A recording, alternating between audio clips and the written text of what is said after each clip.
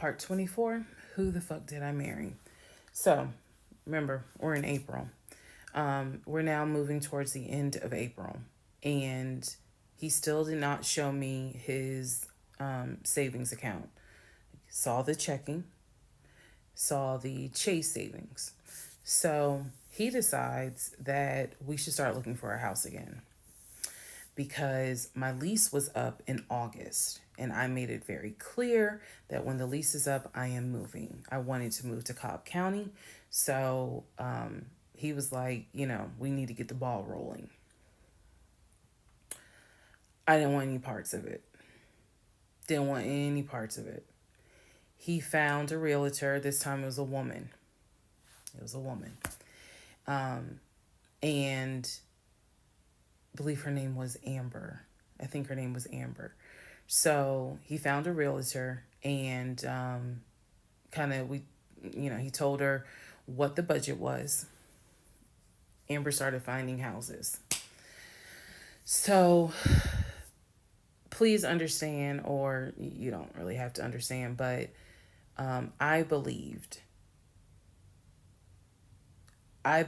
he was a sane, rational human being. Sane enough that you would not sign an offer on a home if you didn't have the money. That's what I believed. So when we started working with Amber, I believe, showed us 3 or 4 houses. It was not nearly as many as the other realtor, Scott. So one of the houses, absolutely loved. Ugh. I love the house. I really wanted to put in an offer on that house, and I'm going to post it on the screen. The house. Love that house. It was just absolutely beautiful. And once again, he wanted to put in an all cash offer on the house. But before he could put in he had told Amber, I want to put in an all cash offer.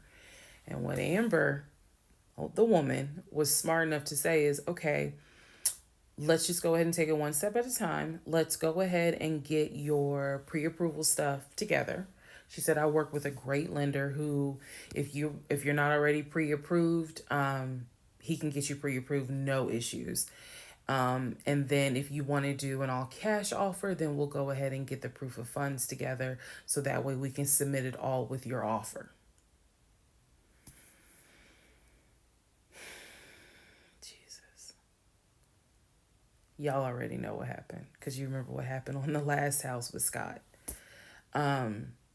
Basically, Legion was like, well, I can get you whatever you need. That's fine. But I really don't want to submit proof of funds unless they accept the offer. Amber, and I don't know where she is. I don't even know if she'll ever see this video. Anyway, let me keep going and I'll explain why that woman has a special place in my heart. So Amber was like, I totally understand, but this is how we're going to do it. I'm going to need that paperwork, okay? And we'll submit it with your offer. She just simply was like, yeah, this is how we're going to do it. And so he did not submit the paperwork when she had asked him to. And I remember I was driving to work and I stopped at the Quick Trip on Upper Riverdale Road in Riverdale, Georgia. And Amber had called me. It was in the morning. She had called me.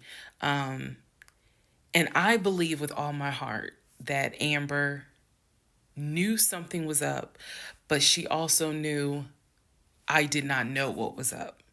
So she called me and she was like, I just don't understand. Like, if he has the paperwork, like, you can submit the paperwork. But the issue was the Chase paperwork that I had was from a year prior. So my understanding was that it pretty much was no good at this point.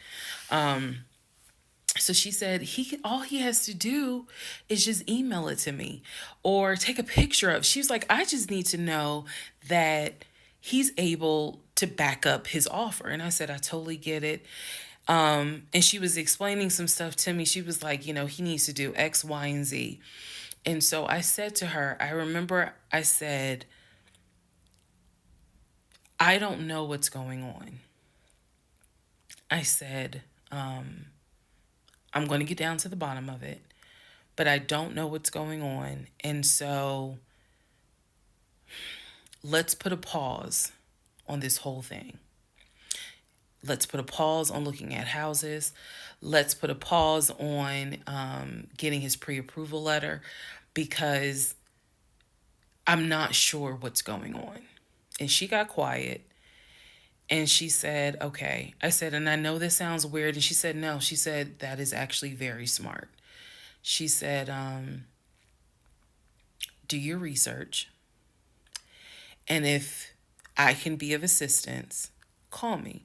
She said, whether you buy a house with him or you buy a house on your own, I will be more than happy to represent you. I don't know where Amber is today, but that one sentence, I felt like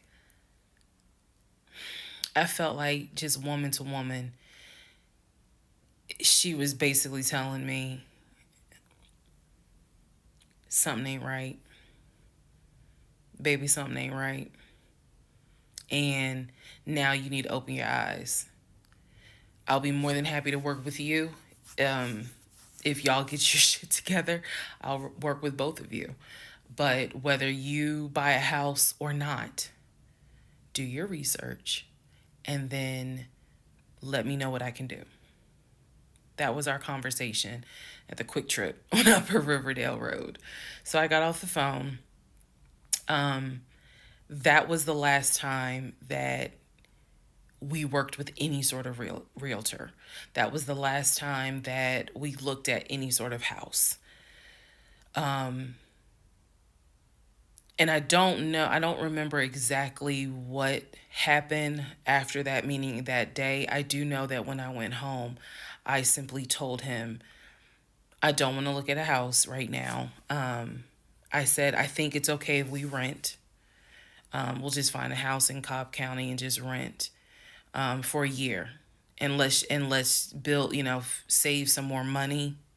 Let's not worry about buying a house right now. And basically what I was trying to do was save face, because that was the first time with Amber that I actually was embarrassed at the fact that